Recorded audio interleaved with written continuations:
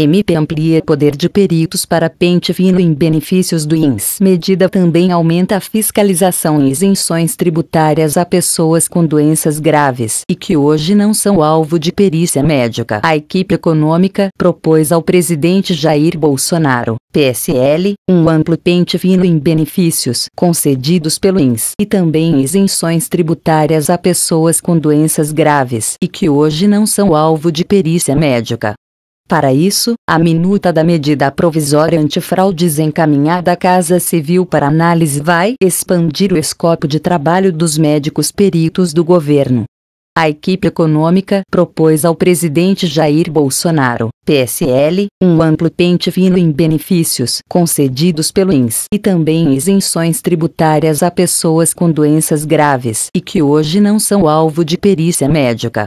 Para isso, a minuta da medida provisória antifraudes encaminhada à Casa Civil para análise vai expandir o escopo de trabalho dos médicos peritos do governo.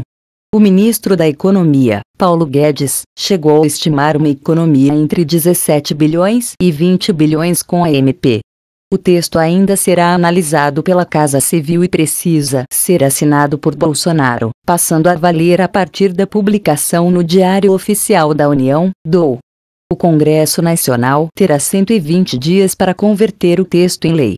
O texto da MP prevê que haverá uma reavaliação de benefícios concedidos pelo INSS que estão sem perícia há mais de 6 meses e não têm data de cessação definida. Também passarão pelo pente fino benefícios de natureza assistencial, trabalhista e tributária. A ideia é que o mutirão se estenda até o fim de 2020 e haverá o pagamento de um bônus de R$ 57,50 por perícia extra realizada, nos moldes do pente fino já realizado desde meados de 2016 e que resultou no cancelamento de mais de 70% dos auxílios-doença analisados no período.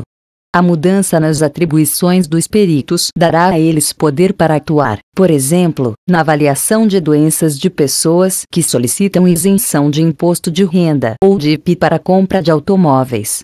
A lei concede esses benefícios a quem tem doença grave, como câncer ou AIDS, no caso do IR, ou para pessoas com deficiência no âmbito do IPI. Mas o procedimento atual de concessão consiste na mera apresentação de um atestado médico do SUS ou de outro médico oficial constatando a enfermidade, e já há decisões judiciais permitindo que o laudo seja fornecido por médico de iniciativa privada, o que fragiliza ainda mais o processo, de acordo com técnicos. A ideia é que os peritos possam fazer um pente fino nas isenções concedidas para verificar que os beneficiários ainda fazem jus a elas e evitar que um paciente com câncer, por exemplo, continue sem pagar IR mesmo depois de curado. A reavaliação de benefícios, porém, será bem mais ampla. A MP ainda inclui iniciativas para acelerar os procedimentos de efetivação de cancelamento dos benefícios previdenciários e assistenciais irregulares. Hoje, depois de comprovada a fraude no benefício, o procedimento é muito burocrático e lento. É preciso notificar o beneficiário, publicar um edital e dar prazo para que o segurado possa recorrer da decisão. Agora, a ideia é propor que o beneficiário seja notificado preferencialmente pela rede bancária ou por meio eletrônico, em caso de indício de irregularidade. Caso não seja possível, a alternativa será notificá-lo por carta simples, e o aviso de recebimento valerá como prova suficiente de notificação. O usuário poderá apresentar a defesa por meio eletrônico em até 10 dias, ou o benefício é suspenso. Outra hipótese para a suspensão do benefício é se o INSS avaliar que a defesa é insuficiente ou improcedente. Nesse caso, haverá prazo adicional de 30 dias para que o beneficiário possa recorrer. Encerrado esse prazo sem que haja contestação, o benefício será cancelado. Base de dados. O texto traz ainda medidas para reforçar o poder de acesso às bases de dados do governo, para que seja feito o cruzamento de informações para o devido controle dos pagamentos e o combate às fraudes.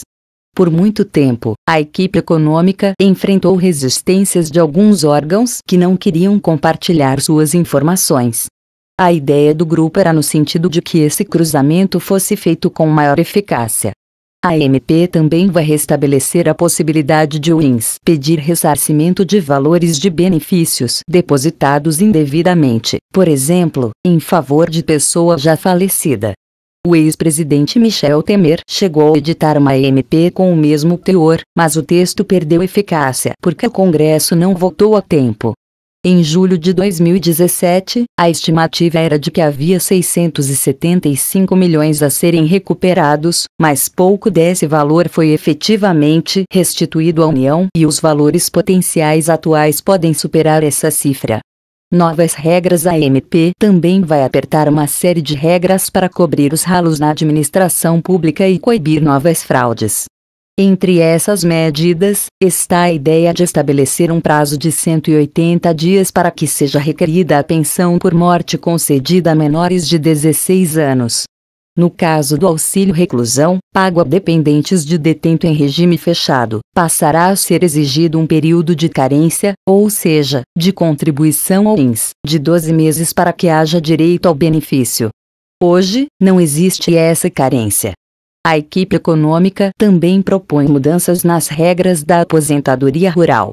A declaração de tempo rural fornecida hoje pelos sindicatos rurais, considerada frágil por especialistas e uma brecha para fraudes, será substituída pela autodeclaração homologada por entidades públicas credenciadas pelo Programa Nacional de Assistência Técnica e Extensão Rural na Agricultura Familiar e na Reforma Agrária, Pronater. Haverá ainda um cadastro dos segurados especiais para concessão de novos benefícios rurais. Outra medida é o veto à emissão da Certidão de Tempo de Contribuição, CTC, referente a tempo sem contribuição efetiva de servidores públicos. Esse documento permite hoje que o funcionário peça que seja considerado para efeito de aposentadoria o tempo de serviço anterior ao ingresso no serviço público, mesmo que não tenha havido pagamento de contribuição previdenciária.